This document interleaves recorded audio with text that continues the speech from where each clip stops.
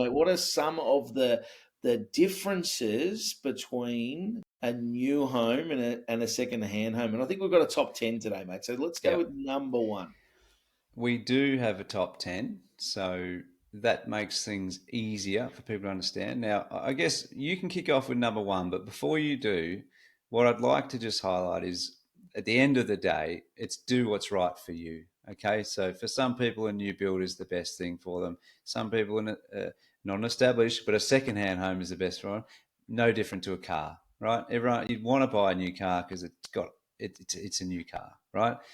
Sometimes you have to resort to the secondhand one. So I think I just want to establish that, Darren. We're not going to try and convince people that there's only negatives with buying secondhand. There are some positives, but this episode's about the positives of building new and reinforcing some of those for you. So you kick off with number one for us, Darren. So number one is stamp duty. So one of the big costs is stamp duty.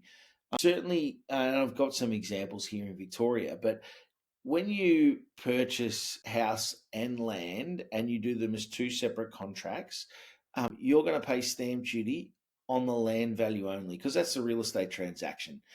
So, for an example, if you buy a block of land and it's $300,000, then the stamp duty on that, if you're going to live in it and it's not in a rural area, so it's in a built-up area, would be approximately $11,370. If you were to then say, well, I'll buy an established second-hand home at $600,000, so double the price, the stamp duty would be $31,070. So there's nearly 20 grand saving there in stamp duty alone.